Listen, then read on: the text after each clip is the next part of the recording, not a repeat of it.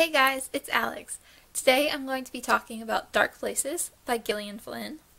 I just finished this book yesterday, so I figured now was a good time to do a review.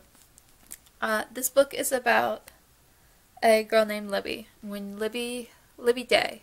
When Libby was 7, her mother and 2 older sisters were murdered, supposedly by her brother, who is now in jail doing time for their murder.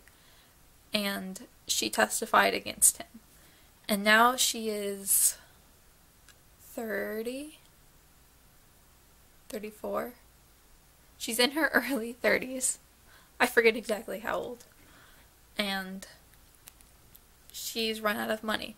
So she joins a kill club that is fascinated with solving murders, even if they've already been solved, but they have conspiracy theories and believe other people did it. And she gets paid by them to interview and investigate leads that other people would not be able to.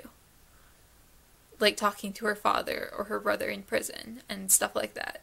Eventually what the book turns into is Libby trying to just investigate and discover whether or not her older brother Ben really committed those murders, and if she was right in her testimony 25 years before.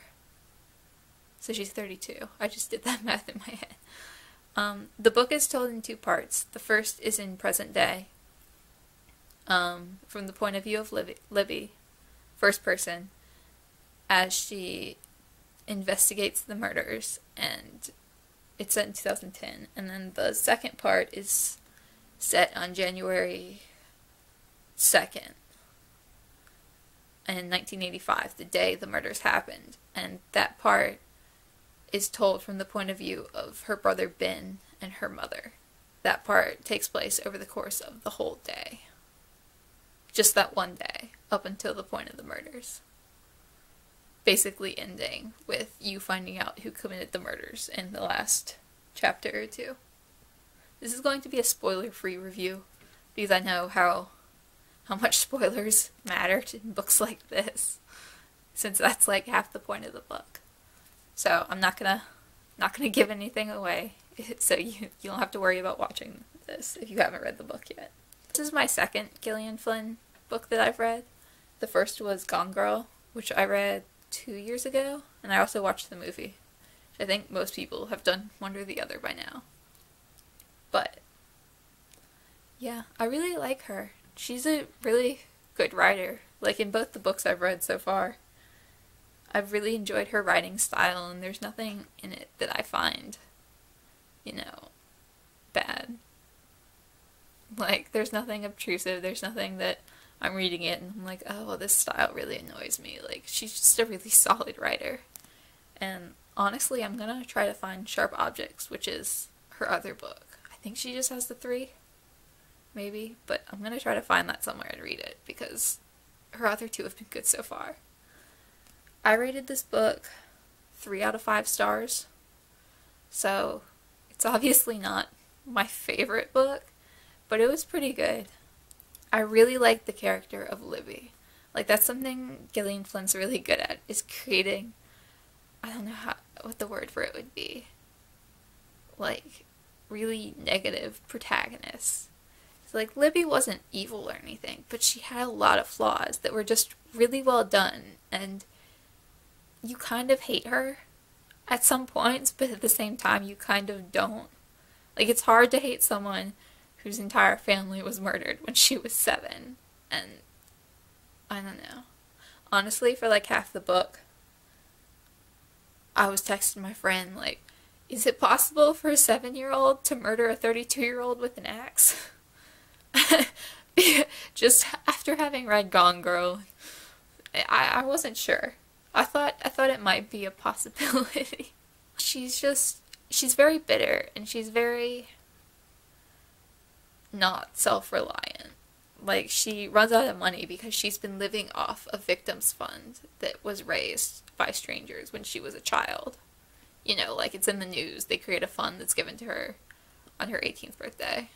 And that's what she's been living off for, like, 13 years, I think. And she hasn't ever worked and that money's running out, so that's why she joins the Kill Club. So yeah, that's pretty much what I liked about it. What I didn't like so much was, and I don't know, this might just be a thriller thing, but the first half of the book fascinated me and I loved it. But I got kind of bored after that. Like, at about the halfway point, I just started to get kind of bored because this entire book, and most thrillers do, it builds to like one big secret that's going to be revealed. Like, who committed the murders? Was it Ben? Was it someone else? You know, like, was it a devil worshiper, or was it the father of the girl her brother was supposedly molesting? Or was it someone else? Was it her father? Or was it someone else entirely? Like, this whole book hinges on that big secret. That pulled me in for the first half, but the second half, I just got kind of bored and distracted, and at that point I was only reading it to figure out who did it. And I don't know, like, when it comes to that, a lot of thrillers do that, and it just feels like it's never big enough. The entire book builds to that, and the payoff is always a letdown because it's never going to be, or rarely going to be, as clever or as interesting or as creative as you think it's going to be. Like, it's probably going to be something that you at one point considered, and I don't know, like, that's just, it usually winds in disappointment for me. And that was one of the reasons I like Gone Girl a lot better than this, because Gone Girl didn't hinge on that one secret. Like, it broke the mold. Like, there were secrets, but a lot of them you found out early, and, or not early, but like halfway through or something, and it didn't lose the suspense or the psychological thriller aspect. It was still, you know, what's she going to do next? Like, what's gonna happen? Like, who's gonna get murdered? Is someone going to prison? And this didn't have that. Like, once you figure out who did it, the book kind of ends. And you're just like, oh, well, I had that idea like 3 chapters in. Or, you know, not literally 3 chapters, but I had that idea in the first third of the book. I just wasn't sure, and just kind of a letdown. And I find that with a lot of thrillers, so that wasn't just this book, and that might be more of a me thing rather than, you know, a problem with this book. The other thing that really bothered me was that it was really messy. Like, there was so much going on. Like, there was literally so much going on, and every bad thing you can imagine either happened or was rumored to have happened, and there was time and plot devoted to it. And it just, it was way too much. Like, it didn't seem to all cohesively fit together. It just seemed like a lot of it was thrown in, and it just, like, I could have used some space. Like, it did not need everything that it had, and there were several plot lines that just seemed like they existed solely to be red herrings, which is fine. I understand that concept. Like, red herrings in a psychological thriller are very important.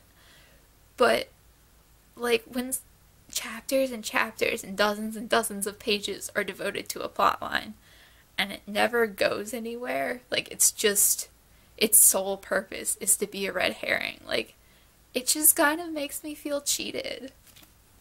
Like, I don't know.